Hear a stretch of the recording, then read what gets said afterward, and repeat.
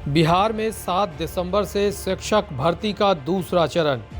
VPSC ने की सारी तैयारी पूरी। बिहार में दूसरे चरण के लिए होने वाले शिक्षक भर्ती परीक्षा की सारी तैयारी पूरी कर ली गई है।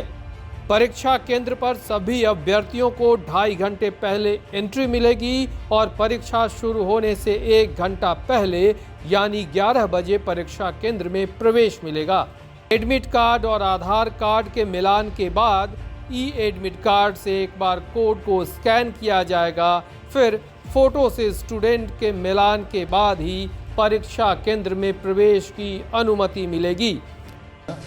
1 घंटा पूर्व सेंटर पर एंट्री बंद हो जाएगा। तो और इस बार हम लोग एंट्री के समय बायोमेट्रिक वेरिफिकेशन ज़्यादा स्ट्रिक्टली करेंगे,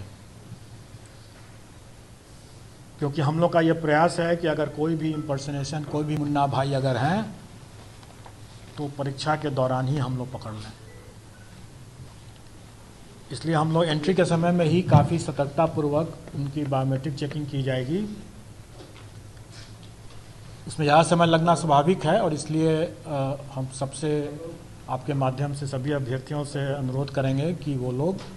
पर्याप्त मार्जिन रखते हुए पहले ही पहुंच जाएं सेंटर पर और अपना जगह ले लें। या आपको फ़ोटो खींचने की ज़रूरत पड़े, लेकिन ये उनके लिए है कि अगर वो अपने घर पर बैठे हुए ठंडे दिमाग से, क्योंकि एग्जामिनेशन हॉल में प्रेशर में, तनाव में आकर के वो कई गलती कर देते हैं, इसलिए वो पहले ही अपना रोल नंबर लिख करके और गोला बना लें, गोला को रंग लें सही तरीके से। घर में है तो अपना जितने बार उसको करेक्शन करना अपना कर लें वो, और उसके बाद वो उसी को लेकर के आए वहाँ एग्जामिनेशन हॉल में, और फिर वो उसी गोला के हिसाब से OMR शीट में गोला बैठाएं तो गलती नहीं होगी, चांसेस कम है गलती होने का। दूसरा, पिछले बार हम लोगों ने देखा था कि वो सब्जेक्ट कॉम्बिनेशन गलत डाल दिए, और हम लोगों के पास में ऐसे कंप्लेन भी आते हैं कि भाई हमने तो ये, हमारा तो नंबर कम हो गया, लेकिन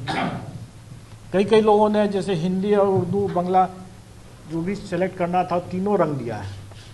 अब आप सुनते रहिए उसमें बैठ कर कि कौन सही है कौन गलत है, और उसके नेचुरली अगर उसका सिलेक्शन नहीं हुआ तो अब कंप्लेन का रोने लगने की स्थिति हो जाती है। तो उन सब चीज़ों को ध्यान में रख करके हम लोगों ने इस बार पहले ही साफ कर दिया कि हम आवेदन में जो लेंगे, जो आप ठंडे दिमाग से, चूँकि आप आवेदन भर रहे हैं तो आप ठंडे दिमाग से अपना भर रहे हैं, जो भी सब्जेक्ट कॉम्बिनेशन चुन रहे हैं आप उसी समय चुन लें आराम से। और एग्जामिनेशन हॉल में हम कोई सब्जेक्ट कॉम्बिनेशन आपसे नहीं पूछेंगे, क्योंकि हम पूछते हैं आप गलती करते हैं फिर उसके बाद कॉम्प्लिकेशंस होता है। आपकी सहूलियत के लिए, मतलब अभ्यर्थियों की सहूलियत के लिए कि उसने क्या सब्जेक्ट कॉम्बिनेशन चुना है। वैसे तो हम लोग ने एडमिट कार्ड इतना नज़दीक है इसलिए उसको याद तो होना चाहिए कि उसने क्या चुना है, लेकिन फिर भी अगर वो भूल गया कि हमने क्या चुना था, तो यहाँ पर जैसे मैं दिखा रहा हूँ कि यहाँ पर इसका सोशल साइंस का पेपर जैसे है, तो उस नमूना है, ये जैसे रियल केस ही है लेकिन है नमूना के गया है। हिस्ट्री एंड पॉलिटिकल साइंस, इसमें उसका कॉम्बिनेशन अंकित है। तो कहने का मतलब यह है कि अगर कोई भूल भी गया हो, अगर वो कि उसको हिस्ट्री पॉलिटिकल साइंस क्या कॉम्बिनेशन चूज़ करना है, किसका आंसर देना है, क्योंकि उसके बुकलेट में हिस्ट्री का भी क्वेश्चन रहेगा, पॉलिटिकल साइंस का भी रहेगा, ज्योग्राफी का भी रहेगा और इकोनॉमिक्स का भी रहेगा, लेकिन उसको करना है हिस्ट्री एंड पॉलिटिकल साइंस के। और अगर हिस्ट्री पहले है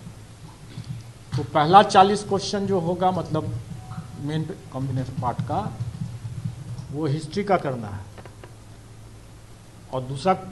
पॉलिटिकल साइंस है तो अंतिम 40 क्वेश्चन जो होगा वो पॉलिटिकल साइंस का ही करना है उसको, क्योंकि जिस सीक्वेंस में यहाँ पर लिखा हुआ है, जिस सीक्वेंस में उसने भरा है,